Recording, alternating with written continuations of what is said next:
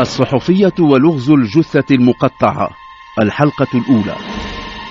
في العام 2006 لما حصلت عايدة الخمار على شهادة البكالوريا التحقت بكلية الحقوق في سطات. أمضت عاما دراسيا كاملا تتنقل بين الكلية ومدينتها خريبكا. كانت مواظبة لا تفوت أيا من الدروس والمحاضرات، ولكنها لم تكن تخفي الصعوبة التي تلاقيها للاندماج في محيطها الجديد. وهكذا بنهاية السنة الدراسية قررت التوجه وجهة أخرى. اختارت الالتحاق بالمعهد العالي للإعلام والاتصال، وقد تسنى لها ذلك بعد أن اجتازت المباراة بنجاح. وعكس ما واجهته في كلية الحقوق بسطات من صعوبات في التأقلم، فإنها استطاعت وفي ظرف وجيز أن تنسج شبكة من العلاقات مع زميلاتها وزملائها في المعهد. وفي سياق الدروس التي كانت تتلقاها كان الأساتذة يوكلون إليها كما إلى باقي زملائها إعداد تقارير وإنجاز استطلاعات ميدانية حول حوادث آنية وأخرى تشكل حلقات متميزة في تاريخ المغرب، ولم تغب عن المواضيع التي تناولتها تلك التي تتعلق بالميدان الرياضي. كانت عايدة الخمار تجد سعادة في القيام بتلك الاستطلاعات، وكان يزيد من حماسها وإقبالها على الاجتهاد الاستحسان الذي كانت تلاقيه من قبل أساتذتها. سريعة مرت السنوات الأربع التي أمضتها في المعهد العالي للإعلام والاتصال، وعندما تخرجت التحقت عايدة بصحيفة يومية هي من كبريات الصحف الوطنية. كان عليها أن تمضي فترة تدريب من سنة قبل أن يتم تثبيتها في وظيفتها. خلال تلك السنة تولى تأطيرها أحد الصحفيين المرموقين، وقد لمس لدى الشابة ميلا نحو الاستطلاعات الميدانية. كانت تتميز عن الآخرين بأسلوب يجعل القارئ يسافر في عمق وتفاصيل الحدث. كانت تستهويها تلك القضايا الجنائية حيث يجتمع الغريب من السلوك والنصب والاحتيال والانتقام والقتل في صوره الأكثر بشاعة. كانت تجد عبر تلك القضايا طريقها لاستكشاف كل متناقضات المجتمع.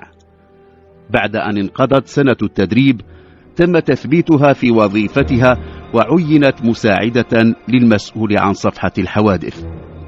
كانت تبحث عن الخبر والمعلومة بحماس كبير يكاد يشبه الاندفاع الأعمى، وقد استطاعت أن تكون شبكة من العلاقات التي تتيح لها الوصول إلى الخبر وإلى التفاصيل.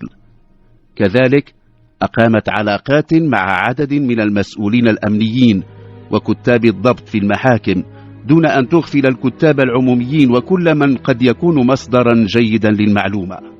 في 2 صباحا من 7 شتنبر من العام 11 و2000 أيقظتها رنات هاتفها. ردت بآلية وبصوت غلبت عليه بحة. كان المتصل أحد المتعاونين معها، أبلغها باكتشاف جثة رجل مقطعة في الغابة بمدخل الدار البيضاء.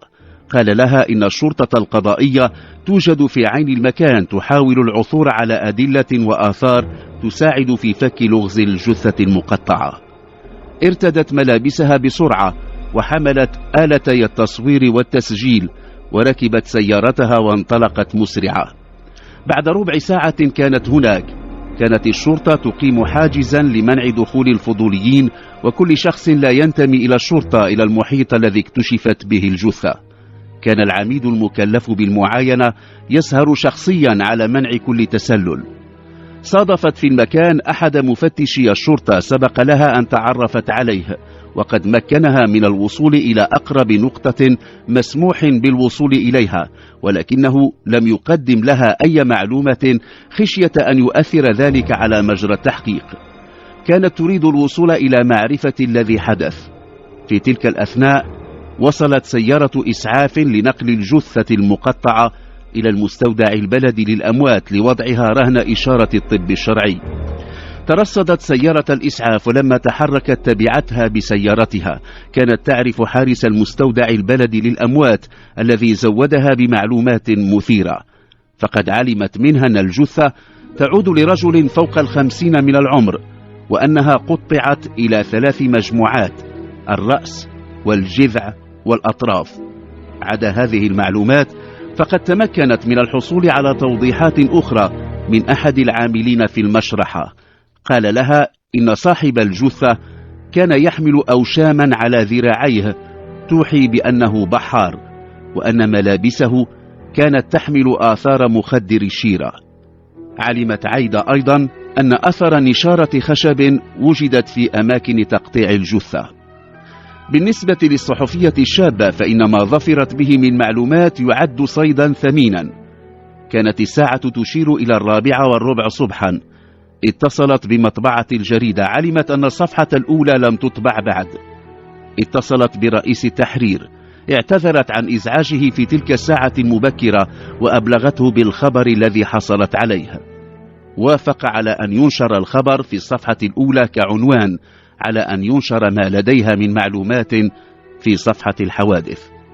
توجهت رأسا إلى المطبعة، صاغت عنوانا لمقالها، كتبت: الدار البيضاء، جثة بحار مقطعة في الغابة، الجريمة مرتبطة بتهريب المخدرات.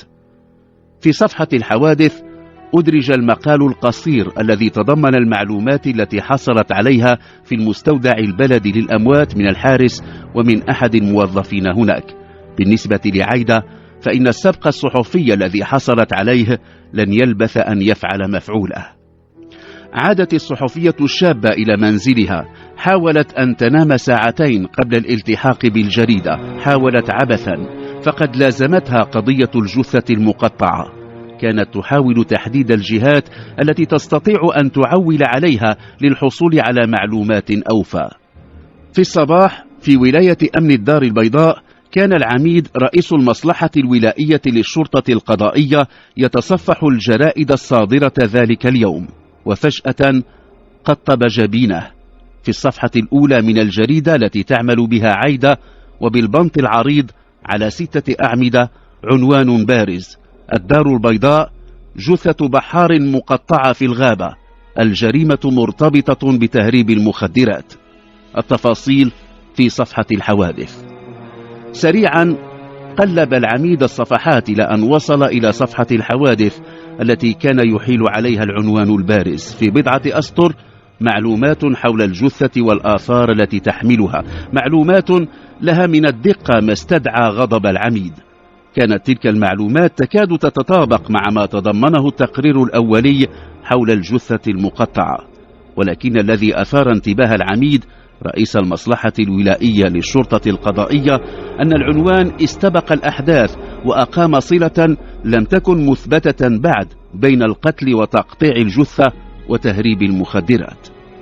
استدعى العميد المكلف بالبحث، وعلم منه أن تلك الصحافية الشابة وصلت إلى المكان وقتا قصيرا بعد وصوله، وأنه تحاشى منعها من الاقتراب من مسرح الجريمة، وأنه لم يقدم لها أي معلومة. مضى العميد إلى أن تلك الصحفية معروفة بجرأتها وأنها شابة مغامرة.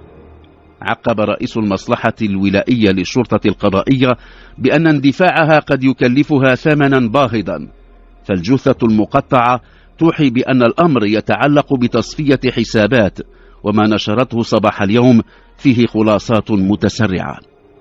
كانت الساعة تشير إلى 9:30 صباحا عندما رن الهاتف في مكتب عايدة الخمار. كان المتصل رئيس المصلحة الولائية للشرطة القضائية. بدت وكأنها تتوقع اتصالا من الشرطة. طلب منها العميد معرفة المصادر التي استقت منها معلوماتها. ردت بتلقائية أنها ملتزمة بالتكتم على مصادرها، لم تكن ترغب في قطع الصلة برجال الأمن، وأردفت أنها مع ذلك مستعدة للتعاون مع الباحثين إذا ما كان تعاونها مفيدا. أنهى العميد مكالمته بأن وعدها بتزويدها بالمعلومات الصالحة للنشر والتي لا تعيق مجرى التحقيق. باقتراب 1 ظهرا غادرت عايدة مقر الجريدة. كانت تقصد مطعما على بعد 10 شوارع تعودت على الالتقاء فيه بعدد من زملائها. لاحظت أن سيارة يمتطيها 2 تتبعها. أصابها رعب شديد. غدا نكمل القصة. الصحفية ولغز الجثة المقطعة، الحلقة 2 والأخيرة. لما صدرت الجريدة تصدر صفحتها الأولى ذاك العنوان الكبير الذي يقول: الدار البيضاء، جثة بحار مقطعة في الغابة، الجريمة مرتبطة بتهريب المخدرات. في صفحة الحوادث بتوقيع الصحفية الشابة عايدة الخمار مقال قصير يتضمن معلومات عن الجثة المقطعة التي تم اكتشافها بعد منتصف الليلة الماضية. كانت عايدة قد حصلت على تلك المعلومات من حارس المستودع البلدي للأموات ومن أحد الموظفين العاملين بالمشرحة. يتعلق الأمر بجثة رجل تجاوز 50 من العمر، تم تقطيعها إلى 3 مجموعات: الرأس والجذع والأطراف. كانت ساعداه تحملان أوشاما عادة ما يحملها البحارة، كما أماكن التقطيع حملت أثر نشارة الخشب، وعلى الملابس ضبطت آثار مخدر الشيرة. فوجئ العميد رئيس المصلحة الولائية للشرطة القضائية بتلك المعلومات التي تكاد تتطابق تماما مع ما ورد في التقرير الأولي للضابط الذي تولى المعاينة. وكما توقعت عايدة ذلك، فقد اتصل بها العميد يستفسر عن مصادرها. امتنعت الصحفية الشابة عن كشف من زودها بتلك المعلومات، ولكنها وحتى لا تقطع كل الجسور أبدت استعدادها للتعاون مع المحققين إن رأوا في تعاونها فائدة. أمضت صباحها ذاك منتشية بما حققته من سبق صحفي، وفي حدود 1 ظهرا كما دأبت على ذلك غادرت مقر الجريدة متوجهة إلى مطعم تعودت أن تتناول فيه وجبة الغذاء. كانت تلتقي هناك عددا من زملائها، ومنهم ثرثارون ينطقون بمعلومات هامة من حين لآخر. وهي في الطريق لاحظت أن سيارة تتبعها، غيرت مسارها حتى تتيقن من ذلك. كان على متن تلك السيارة السوداء شخصان. أصابها خوف شديد، توقفت عند إشارة ضوئية، استغلت تلك الثواني وأخرجت هاتفها النقال واتصلت بالعميد رئيس المصلحة الولائية للشرطة القضائية. أبلغته بأمر السيارة التي تقتفي أثرها وبالرجلين اللذين على متنها. كاد يعاتبها ولكنه أمسك، إذ أدرك أن الوقت ليس وقت عتاب. طلب منها أن تأخذ وجهة الطريق الساحلي، وعندما تصل إلى سينما كاميرا ترسل إشارة ضوئية. قال لها إن رجال أمن سوف يواكبونها. اتبعت تلك التعليمات. لما وصلت إلى النقطة المحددة انطلقت سيارة على متنها مفتشان وراء السيارة التي تلاحق عايدة. تم الاستخبار عن أرقام تلك السيارة، وسرعان ما تبين أنها زائفة. من حيث لا تدري فتحت الصحفية الشابة عايدة الخمار مسلكا أمام الباحثين لم يكن متوقعا، وقد يقود إلى كشف هويتي الرجلين اللذين على متن السيارة. كان المفتشان على اتصال بالخلية التي تأسست لمتابعة الموضوع، والتي تعمل تحت الإشراف المباشر لوالي الأمن. وسريعا تم اتخاذ جملة من الإجراءات تروم تطويق الأظناء. اتصل العميد رئيس المصلحة الولائية للشرطة القضائية بعايدة، وأبلغها أنها تواجه وضعا صعبا إن لم يكن خطيرا إن هي أرادت المضي في مغامرتها. ردت عايدة بأنها لن تتراجع، إذ ذاك طلب منها أن تأخذ وجهة أقرب مكان عمومي، مقهى أو مطعم يكون به زبناء كثيرون. قال لها إن ذلك قد يجعل الاثنين اللذين يلاحقانها يترددان في التعرض لها. تم تحديد المكان الذي ستتوجه إليه. كان مطعما معروفا على بعد ربع ساعة تقريبا. أبلغها العميد بأنها ستلتقي هناك برجل يحمل في يده عدد اليوم من الجريدة التي تشتغل فيها. بعد 20 دقيقة كانت عايدة بالقرب من المطعم تركن سيارتها. لاحظت أن تلك السيارة السوداء تجاوزتها وتوقفت غير بعيد. دخلت المطعم، طلبت وجبتها، ثم مضت إلى مكان النظافة لتغسل يديها ووجهها. في تلك الأثناء لحق بها رجل مديد القامة، كان بيده عدد اليوم من جريدتها. دون مقدمات انزوي وراء الباب وعلق على رقبتها قلادة. قال لها إنها ميكروفون مزود بجهاز للإرسال سيتيح تتبع كل ما قد يدور بينها والرجلين. تناولت طعامها ثم غادرت مسرعة إلى سيارتها، ما أن دخلتها رن هاتفها. كان المتصل رئيس المصلحة الولائية للشرطة القضائية، طلب منها أن تأخذ طريق دار بوعزة. وهي في الطريق لاحظت أن السيارة السوداء تلاحقها، وكلما كانت تبتعد عن الأماكن التي تكثر فيها الحركة كانت السيارة السوداء تقترب أكثر، ثم في لحظة في مكان شبه خال من المرة تجاوزتها تلك السيارة. قام السائق بحركة بهلوانية وأرغمها على التوقف. نزلت وأسرعت في اتجاه حقل مجاور، أسرع أحدهما وراءها. بعد بضعة أمتار أمسك بها. كان صاحبه قد ركن السيارة السوداء وجاء يساعده، حملاها إلى سيارتها وانطلقا بها. كانت سيارة تحمل 4 مفتشين تتابع من بعيد الذي حدث. كانت التعليمات ألا يتدخلوا. أخذت سيارة عايدة التي يقودها أحد الرجلين طريق العودة إلى الدار البيضاء. كانت فرقة أخرى من الشرطة قد تلقت إشارة بشأن المسلك الذي أخذه الجانيان.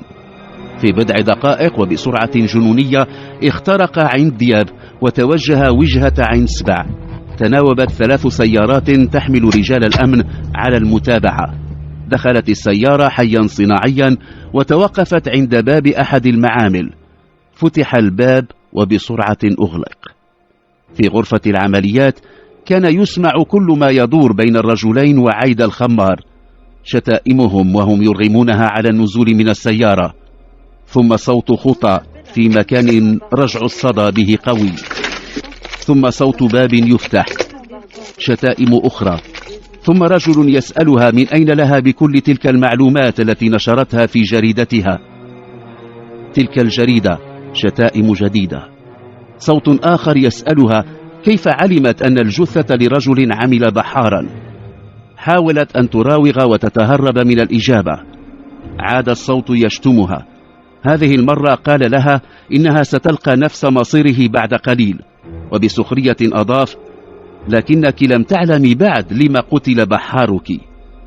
لم يدم الصمت طويلا إذ أردف الصوت لأنه تطاول على أسياده وأولياء نعمته الخائن.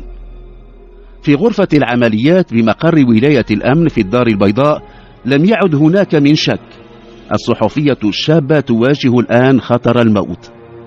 تم إبلاغ النيابة العامة التي أذنت باقتحام ذلك المعمل. في الجوار كانت مكتملة استعدادات الاقتحام. استنفر 20 من الضباط والمفتشين من الشرطة القضائية ومن الاستعلامات العامة، وصدر أمر الاقتحام. تولى عنصران متخصصان في اقتحام الحواجز تسلق سور المعمل. في ثوان معدودات فتحا الباب. انتشر الرجال حول البناية، وما لبثوا أن اقتحموها. فاجأوا 4 رجال في قاعة بها عدة آلات. حاولوا التمترس وراء عايدة واتخاذها درعا، ولكن محاولتهم فشلت إذ سرعان ما أحاط بهم الرجال. تم تصفيد ال4، وقبل اقتيادهم إلى مقر ولاية الأمن تم تفتيش المعمل. كان معملا لصناعة توابيت الموتى. كانت هناك عدة آلات لتقطيع الخشب، على إحداها أثر دم. كان العميد رئيس المصلحة الولائية للشرطة القضائية قد حضر إلى المعمل وأمر بأخذ عينة من أثر الدم. أثناء عملية التفتيش لوحظ أن التوابيت التي تصنع هناك تتكون من شقين، شق خشبي وآخر من القصدير. كانت التوابيت معدة للتصدير. في مكتب من افترض أن يكون المسؤول الأول عن المصنع لاحظ الباحثون وجود دولاب مغلق. لما تم فتحه فوجئ رجال الأمن باحتوائه على كمية كبيرة من ألواح مخدر الشيرة. تم حجز ما اكتشف ونقل ال4 إلى مقر ولاية الأمن. أثناء استنطاقهم تبين أن 3 منهم لم يكونوا سوى رجال يأتمرون بأوامر رابعهم واسمه عزيز الغندور، وعلى عكس أعوانه فإنه لم يكن معروفا لدى مصالح الأمن.